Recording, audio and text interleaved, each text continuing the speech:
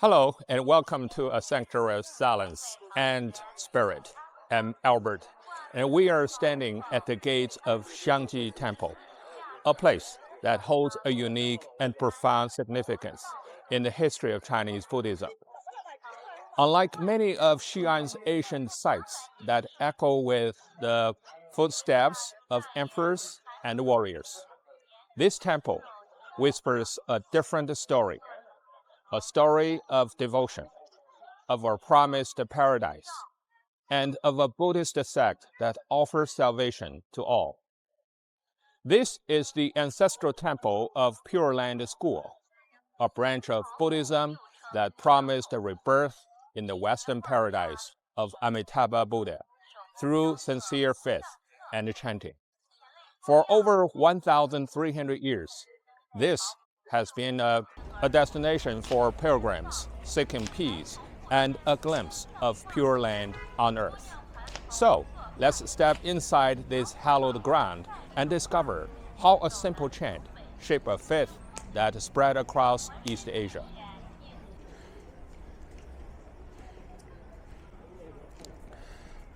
To understand Xiangji Temple, we must first meet the man whose vision it embodies, the great master Shan Dao, one of the most influential figures in Chinese Buddhism. Living during the Tang Dynasty's golden age, Shan Dao was a pivotal figure in formalizing the Pure Land School. Before Pure Land, the path to enlightenment was often seen as long and arduous, requiring intense meditation and monastic discipline, a path for the few.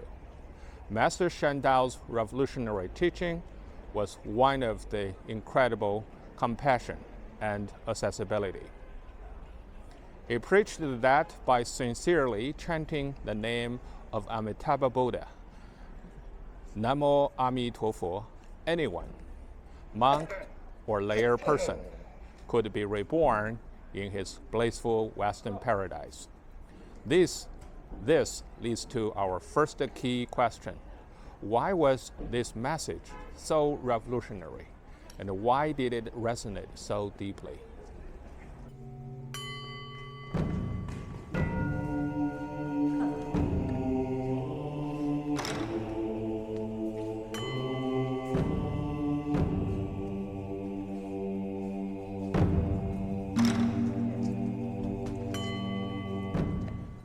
The answer is its profound inclusivity. It offers hope and salvation to everyone, from the educated elite to the common farmer.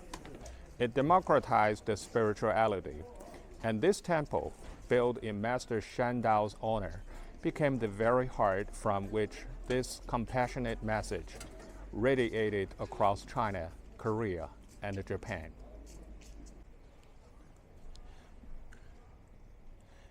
The layout of Xiangji Temple is a physical manifestation of Pure Land beliefs.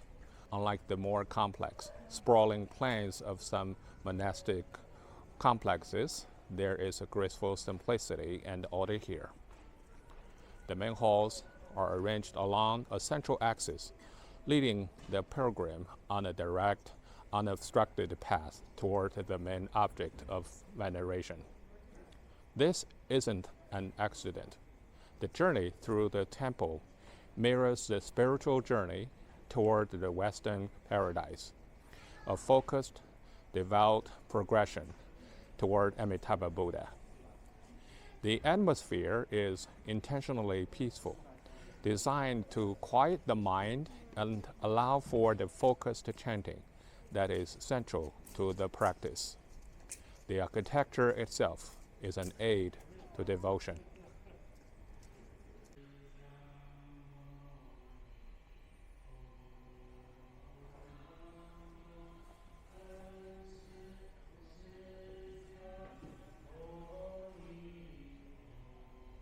As we walk deeper into the temple, each hall serves a specific purpose in the spiritual journey. First, we pass through the Heavenly King's Hall, guarded by 4 majestic statues of heavenly kings. They represent the protection of the Dharma, reminding us that the path requires discipline and vigilance.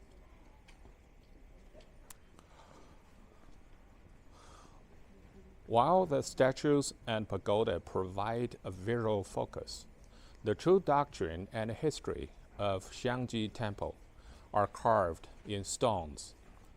These steles are the temple's library and its historical record. They inscribed the teachings of Master Shan Dao, recorded the temple's renovations through various dynasties, and listed the names of devotees who contributed to its preservation. In an age before printing was widespread, these stones ensured that the master's words would not be lost or corrupted. They stand as silent, steadfast teachers, offering wisdom to any pilgrim that takes the time to read them. They connect the present-day visitor directly to the unbroken chain of faith that has continued here for over a millennium.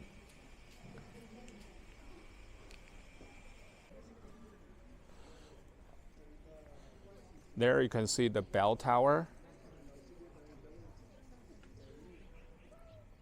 and the drum tower. And then the Hall of Five Bodhisattvas, where people can worship the commonly known bodhisattvas in China. In Mahayana Buddhism, a bodhisattva is an enlightened being who delays their own final nirvana out of immense compassion, choosing instead to stay in the cycle of rebirth to help all living beings. Think of them not as distant gods, but as celestial guides, each embodying a specific virtue or power to help us on our path. Today, we'll meet the 5 most important bodhisattvas you're likely to encounter in a regular Chinese temple.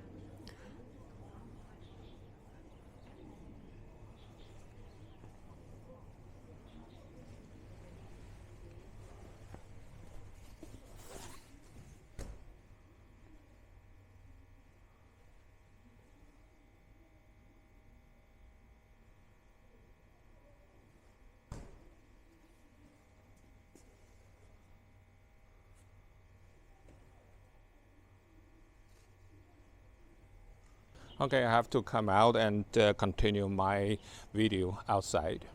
And just now I showed you the statues of the 5 bodhisattvas, and here I'd like to continue.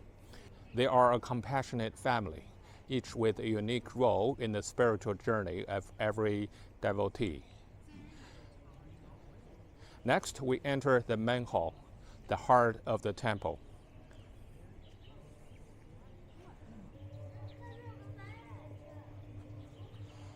Inside the main hall, seated in a state of serene compassion, is the jade statue of Sakyamuni, with the miniature statue of Shan Dao in front of him. The main hall once had the Amitabha Buddha, flanked by his disciples. This triad represents the core of Pure Land devotion. For pilgrims, this is a destination, the visual representation of the paradise they chant toward.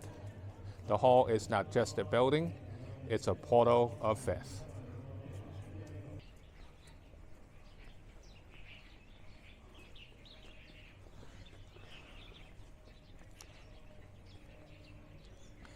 As we walk into the last courtyard, you can see the Dharma Hall.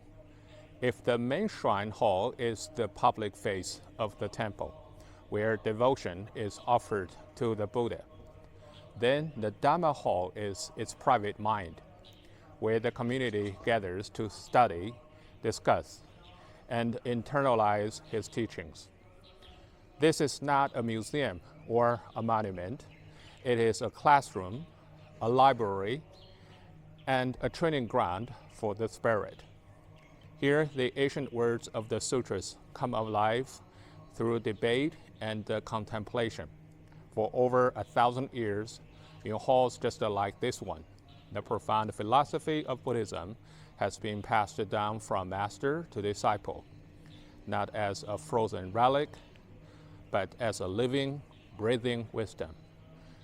Join me as we step closer to the sacred space of learning and discover how enlightenment is pursued, one teaching at a time.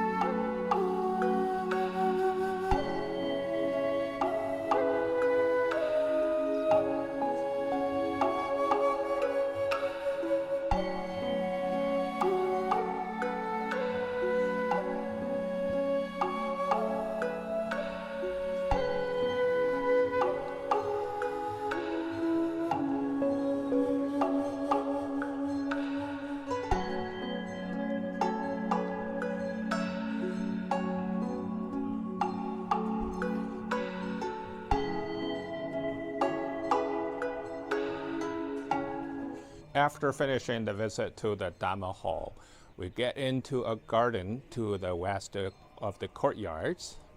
Now, look ahead.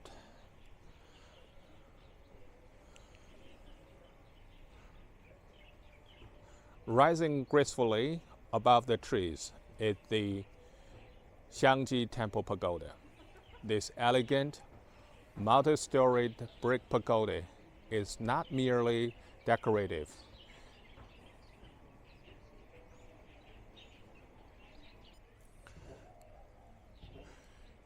In traditional temple layout, the pagoda often housed the sacred relics or sutras.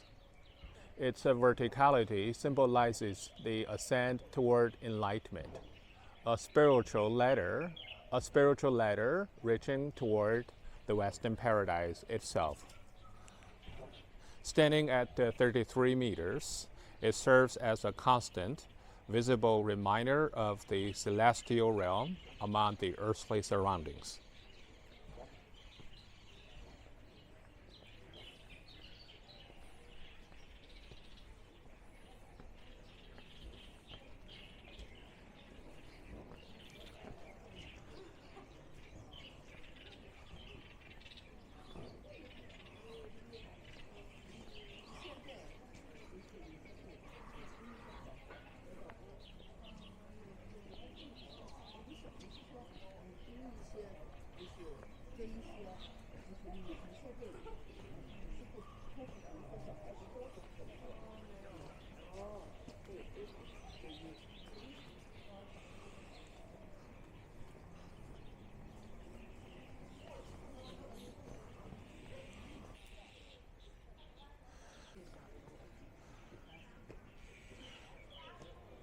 What makes Xiangji Temple so powerful is that it's not a museum.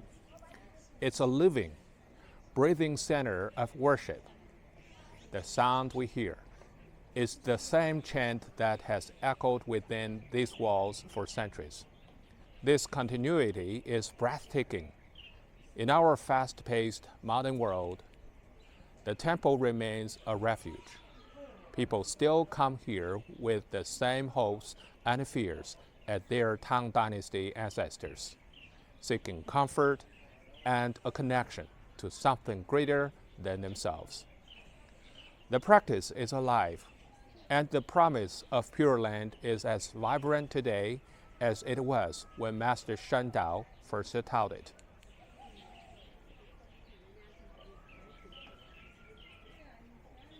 As we prepare to leave the tranquil grounds of Xiangji Temple, the legacy becomes clear. This is more than a collection of ancient buildings. It is the enduring home of a simple, profound idea that enlightenment is accessible to all through sincere faith. From the protective heavenly kings at the gate to the compassionate Sakyamuni in the main hall, and upward to the soaring pagoda pointing toward the heavens. Every structure here guides the devotee on their path. In a world often divided by complexity, the temple stands for a beautiful simplicity. It reminds us that sometimes the most powerful truths are not complicated doctrines, but are found in a single heartfelt breath. A breath that carries a chant, a hope, and a connection to a paradise that, for the faithful, is as real as the stones beneath to our feet. Thank you for joining me in this peaceful corner of Xi'an.